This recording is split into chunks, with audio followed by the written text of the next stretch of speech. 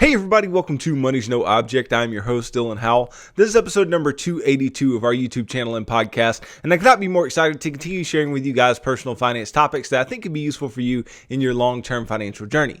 Today, we are going to be talking about investing versus paying off your student loans.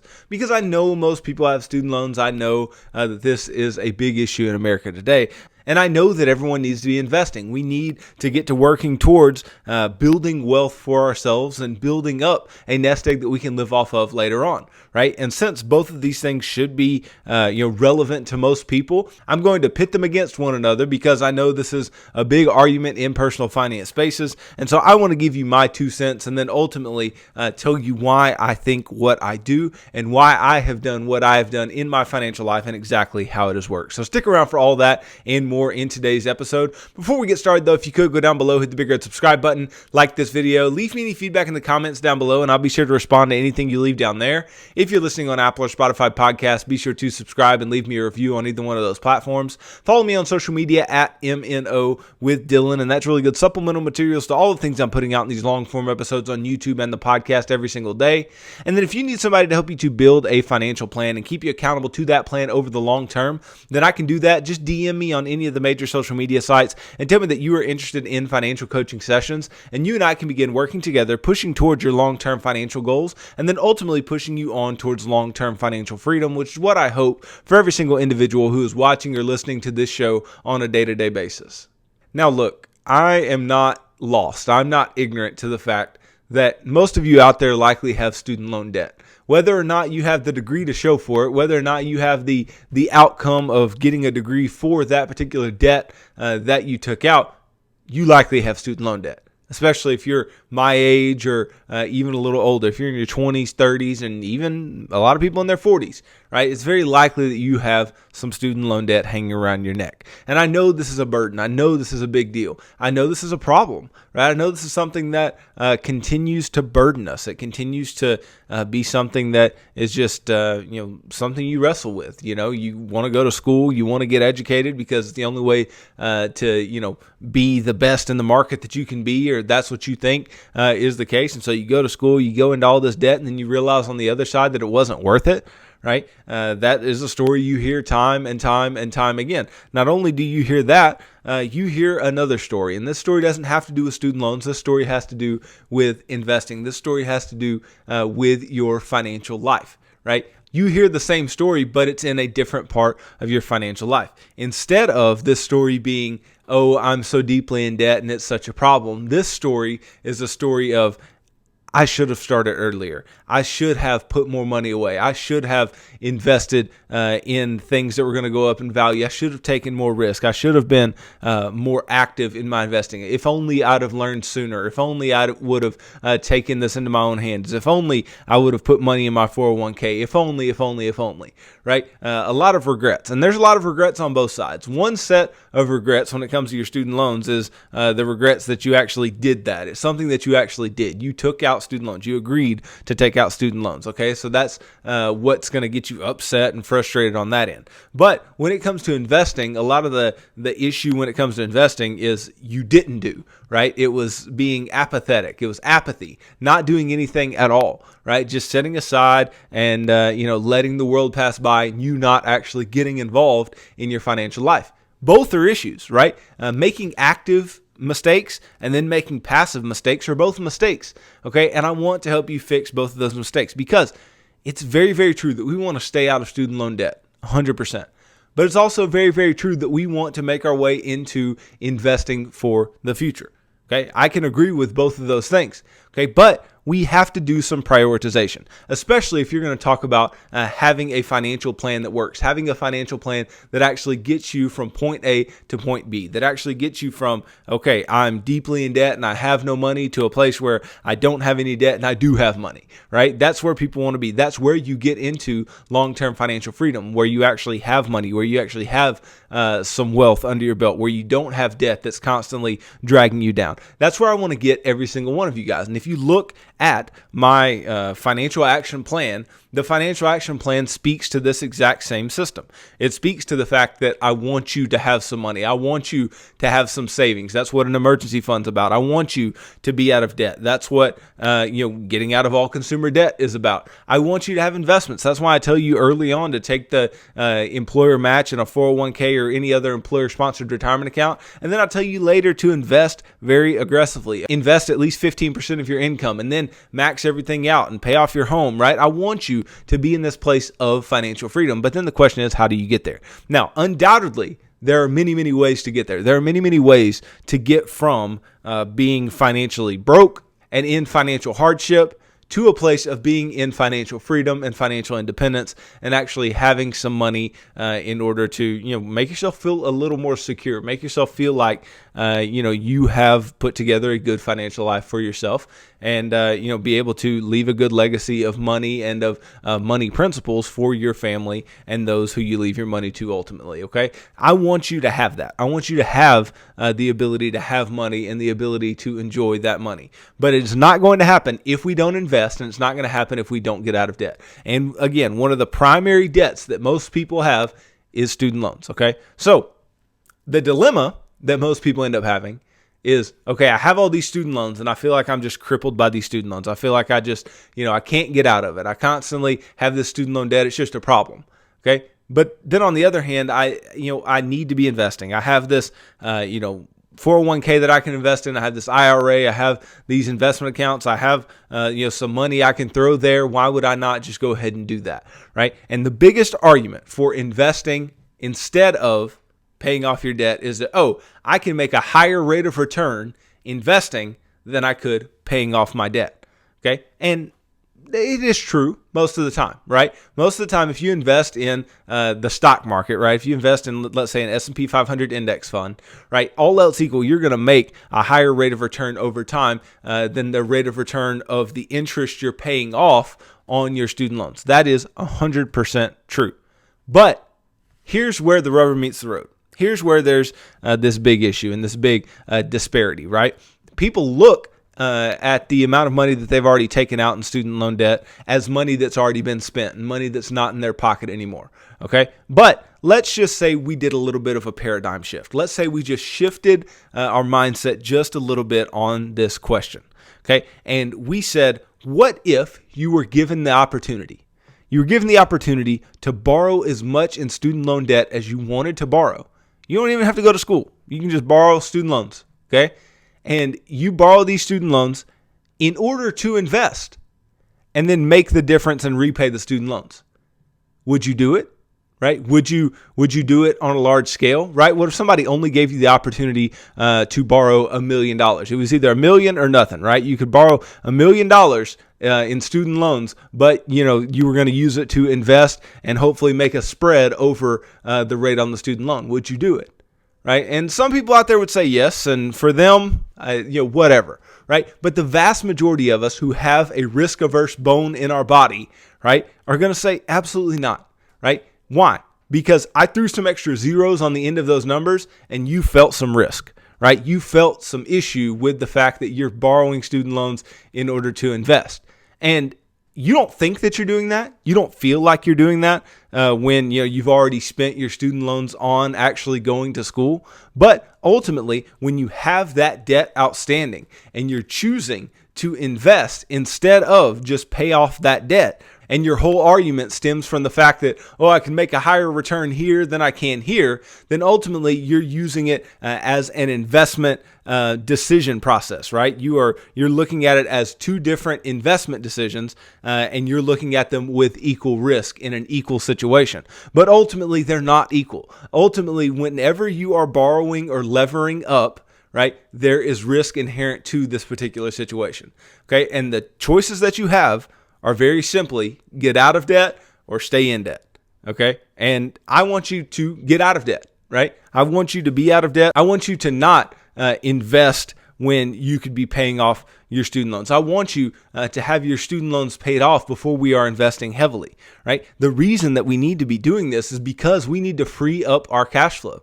Okay, we don't need to be throwing our cash flow, into investments and just doing the best we can.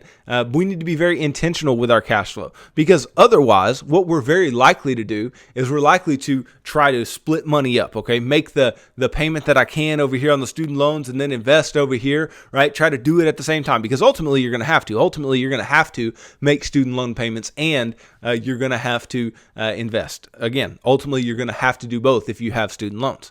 Okay, so you're going to try to do both, but the problem is that the less you throw at your student loans, since they are not what we call amortized loans, right? They are not loans that have some fixed repayment period unless you have them on a fixed repayment period, like a 10-year fixed plan or whatever, right? Whatever you throw at those student loans, right, is going to be part interest. And the longer you continue to hold student loan debt, the more you're just going to be paying into the interest. Now, you're going to be paying down the principal too, obviously, right? But you're going to be paying interest and interest and interest, okay? And at the same time, you're not going to be putting your full weight behind investing in the way that you could otherwise, because you're not going to have as much cash flow free and available to you. Right? This is the problem. The problem is that you're going to be half-baked on both. You're going to be half-baked on the fact that you're not fully committed to paying off your student loans, and you're going to be half-baked on the situation where you're not fully committed to completely investing full steam ahead for the future. Right? Both of these are problems. Okay? You have to prioritize one over the other and be very, very intentional with your cash flow. Okay? Now, I say all this, and then you look at the financial action plan, what I actually tell you to do, what I think is the step-by-step process by which you can get your financial life in order if it's not already. Okay. And you look at it. Okay. The first part, we're going to uniquely budget so we know where our money's going. Okay. Second part, we're going to put away 1 month's worth of expenses into an emergency fund to begin. Okay. So we can do that. Cool. Third part. Okay. So this is weird. I said I want you to pay off your debt and not be investing, but I'm saying here, take the employer match. This is the only situation that I think it is necessary for me to say, yes, invest over paying off debt. And the only reason that is the case is that you are making such a disparity on any other money that you could put anywhere else that it's just a no-brainer. Okay? Getting an employer match is a 100% rate of return immediately, right? And as long as the employer is guaranteeing this match, right? It's not something that it's like, okay, well, maybe I'll make more than the rate that I make on the student loans. Maybe I'll make more. Maybe I'll put money in there and they'll match it. Maybe that'll happen. No, this is something that they have agreed to, you have agreed to, and that is expected every time you put money away into your 401k, 403b, or whatever, right? So if you can immediately make those 100% returns, by all means, make those 100% returns immediately, okay? But beyond that, there is nothing that egregious investing wise that I would say takes the cake and makes me want to think that I should invest instead of paying off my debt in any other situation. That's why the fourth part of the financial action plan is get out of all consumer debt, including your student loans, right? Other than your mortgage. And the reason I say other than your mortgage is because your mortgage is on an appreciating asset, right? That asset tends to go up in value over time is what that means, right? And that is a very, very, very large asset, very, very large debt typically. And I don't expect you to put off investing, 6, 7, 8, 9, 10, 15, 30 years just because you have a mortgage. I want you to be investing. Of course I do, right? But especially with the mortgage, we can rest assured knowing that this is an appreciating asset. And even if we were to sell it at some point, right, then we can have some equity in it and actually sell it for more than what we paid for it, hopefully. Okay, so that is the upside to the mortgage. Nonetheless, right, we're paying off our consumer debt in that particular step, in that fourth part of the financial action plan. And then we're building up a fully funded emergency fund of 4 to 6 months worth of expenses. Then we get to the part where we're putting away at least 15%, of our income for our future into investments. Okay. And that's where you really get hot and heavy and aggressive with your investing life. Now, I know I focus a lot here on the debt versus the investing part, but let's not forget what falls in between. Let's not forget that the fifth part of the financial action plan is about the emergency fund. And I can assume that if you have a bunch of student loan debt and you're trying to invest at the same time, you likely either don't have any money in emergency savings, or you're trying to put money away in emergency savings, but you're only able to put away a very small amount. You do not understand how large a part of your financial life that emergency fund becomes. Because ultimately, when things go wrong, and things will go wrong, whether small or large, things will go wrong, okay? And they will cost money when they go wrong, okay? When they do, you need the cash to pay for it. Okay. And ultimately, if you are trying to invest in lieu of paying off your student loans, thus meaning you likely don't have an emergency fund anyway, right?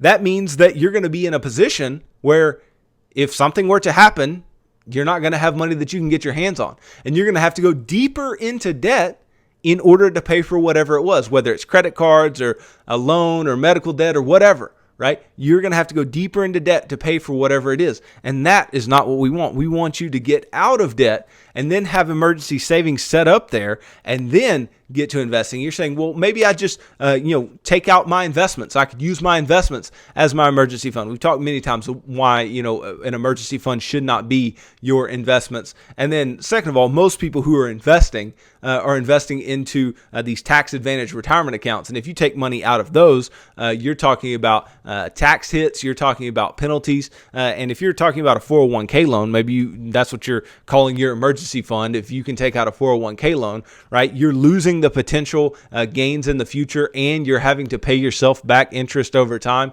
It's just absolutely not worth it to be doing that. We should never be taking 401k loans. We should never be taking money out of our tax advantage retirement accounts or just tax advantage accounts in general, unless we are on the verge of bankruptcy or foreclosure. Okay, those are the only situations in which we should do that. Otherwise, we need to have an emergency fund. And again, if you have student loan debt and you're trying to invest, right, I'm just guessing that you don't have an emergency fund, or you don't have enough of an emergency fund. And if you do have an emergency fund, right, and you're in that position where you still have student loan debt and you're trying to invest, that's not what you should be doing.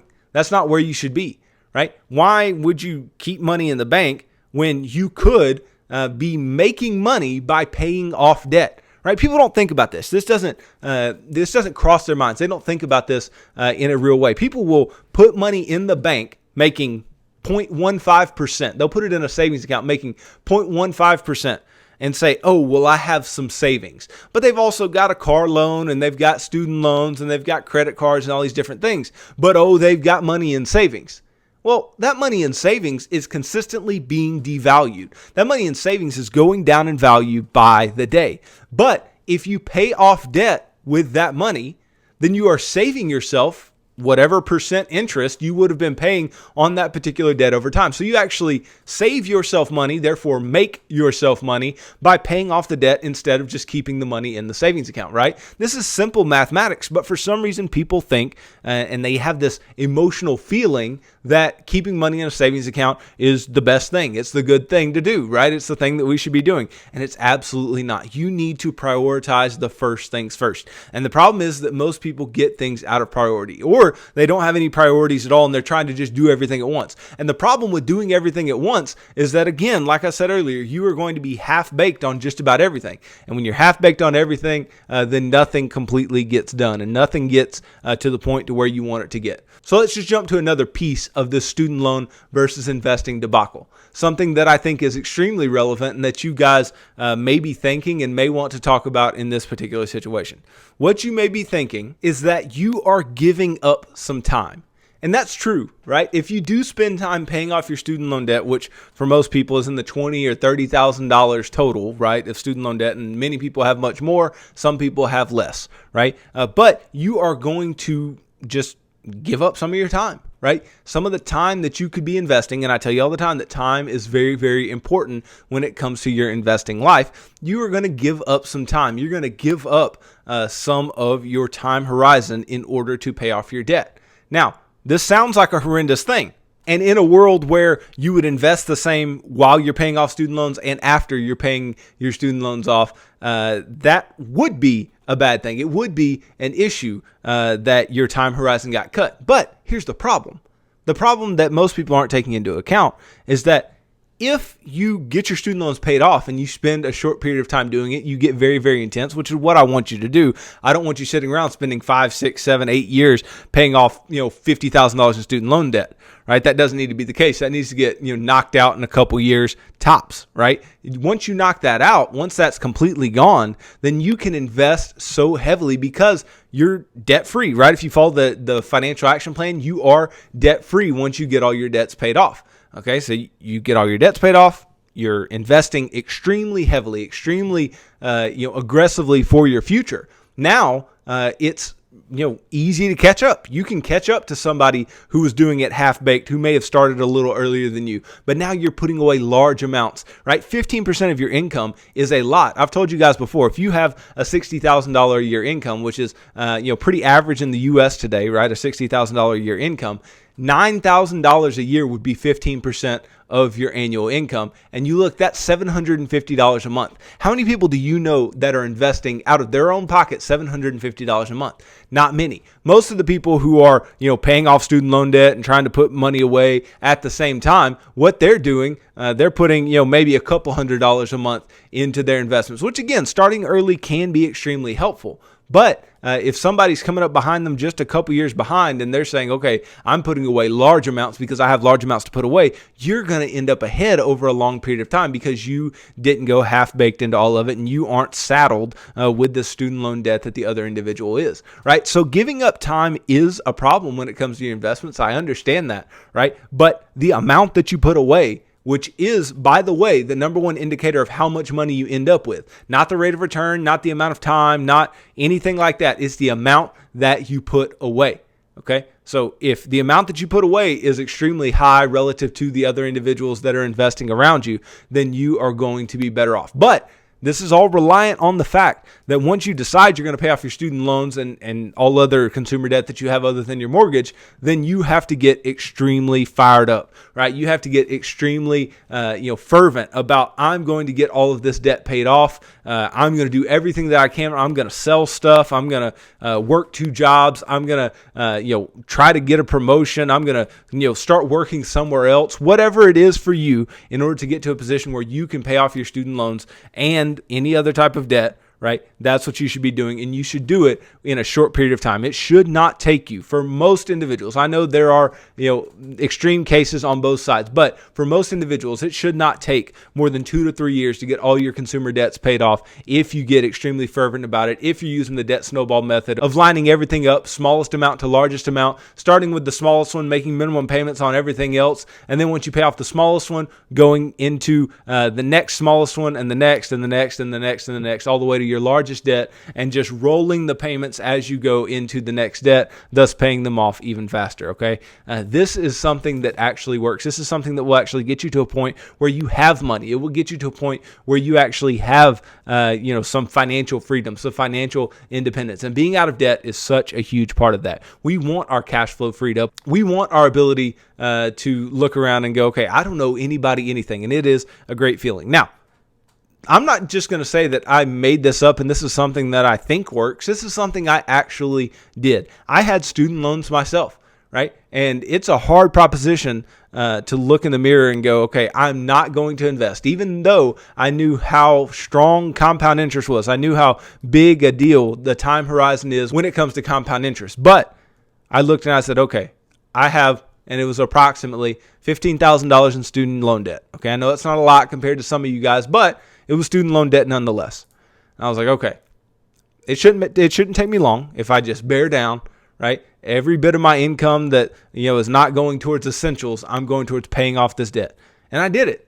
And then I got to a place where me and my wife, we can invest very heavily. We can invest very aggressively, and we don't owe money to anybody. And that is a much better feeling than being in a place where you have debt, but you're thinking about investing and all these different types of things. It's just not worth it, right? There's too much to think about, too much to worry about, and you still owe people money. And who wants to owe people money? Look, I know many of you out there have student loan debt, and it seems crippling. I understand that. Okay, I understand that if you have, $100,000 in student loan debt or whatever, which I know some of you out there do, it just seems like it's an outrageous number. It's an outrageous amount. Okay, but we did sign up for them, and it doesn't seem like we're going to get just a bill passed that says, hey, no student loan debt for anyone. Doesn't seem like that's going to be the case. Okay. And the longer that that's not the case, and we believe that it's going to be the case, the more problematic things are going to be just for us, the borrowers. Okay. So you need to take your life, your student loans into your own hands. Now, here's a great thought. I don't know if this is still going on. I think it is. I believe it is when it comes to the pandemic, that you still have with your student loan companies that there's no either required payment or interest being accrued at this point, right? And if that's the case, this is the prime time to get your loans paid off. It is the prime time to get your loans paid off, because now you're not paying towards interest on these loans. You're just paying principal, and you're just paying it down, paying it down, paying it down. Now is the time to do so. Obviously, you need to get out of other types of debt too, like car loans and credit cards and boat loans or whatever else that you have debt on. You need to get out of those things as well. But student loans just seem to be the thing that's just dragging people down, especially millennials, especially people who are my age and a little older, a little younger. It just seems like everybody has the issue of student loans, that it's such a problem. And I don't want it to be a problem for you. I want you to be motivated to know that you can get out of it, right? I've done it. I've seen people around me do it. I've heard people do it. I know that it's possible. I know that if you just use all your resources in this one area, go one step at a time, have a good plan. It's so huge to have a good plan. You don't understand. If you're trying to do too many things at once, right, you're going to end up doing nothing extremely well. If you just do one thing at a time, you're going to be able to do that thing so well that you're going to be like, wow, I didn't know it would be that easy to get that done. You just have to really focus your energy. Be very intentional. Be very intense in the way that you go about trying to pay off your debts, and be very intense in how you're going to, meet any part of your financial life, whether it's you're investing or you're getting out of debt or you're building an emergency fund or whatever. And the more intense and intentional you are, the faster things get done, and the more likely you are to actually find your way to the other side and be more financially free than you were previously when you get done with that particular part. So ultimately, what are my thoughts? My thoughts are, I need you to invest. I need you to pay off your student loans. But ultimately, what it comes down to is your student loans are going to be a strain on your cash flow. Okay. And they're going to be a strain on your cash flow as long as you keep them around, and they can stay around for a long, long time. So I need you to get those out from around your neck. I need you to pay off all your consumer debt before you get to invest heavily. Take an employer match by all means before you get to the point where you're paying off all your student loans. Take the employer match, because that's just, can't be beat as far as a value proposition. Okay, but anything past that needs to be going towards your debts and your student loans. And when it comes to paying off your student loans, let's remember in the debt snowball as well that we don't want to be paying off our student loans as one big bundle, right? Our student loans are made up of several loans with. Our student loans are made up of many loans within them if you have any substantial amount, okay? So break it down loan by loan and line it up from smallest loan to largest loan. That way you can actually see some progress being made over time, and you'll get more motivated, and you'll have more thoughts towards, hey, I can actually do this. I can actually get this done, and you can work your way to the other side and have no student loan debt. Look, I just want to help you guys. I want you guys to be in the best financial position possible, and I hear far more millennials griping about, I have student loan debt, than I don't have money to invest, right? Or I should be investing, okay? Trust me.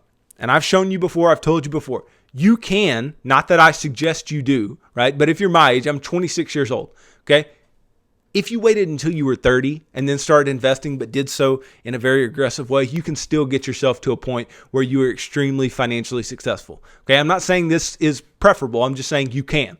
Okay, so if it took you from now until 30, if you're 26, if it takes you until 30 to get your student loans paid off, it's worth it. Okay, if you're even 30 and it takes you until 35, it's worth it, right? Now, the older you get, the less worth it gets. Okay, but ultimately, right, it is worth it to get your student loans paid off. And it's not going to take you 5 years if you really get intense and intentional about where your money goes. Know where your money goes, have a plan, have a budget, and just follow the financial action plan step by step. And you will get to a point where you are financially free. And financially free means a bunch of different things to a bunch of different people. But ultimately what it means to me is that you will have options, and you'll have the ability to live your life in the way that you want to live it on your own terms. And hopefully I can help you to do that as you continue down this line. So pay off your student loans, then invest, and you'll be better off for it.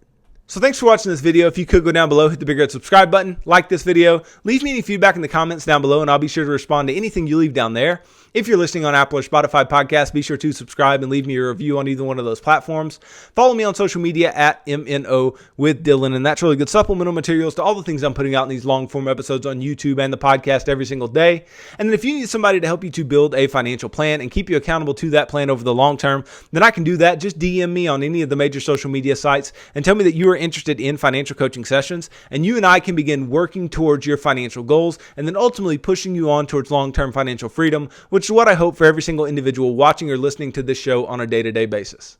So tune in tomorrow as I continue talking about personal finance topics that I think could be useful for you in your long-term financial journey. So thanks for tuning into this episode of Money's No Object. I'm your host, Dylan Howell. God bless.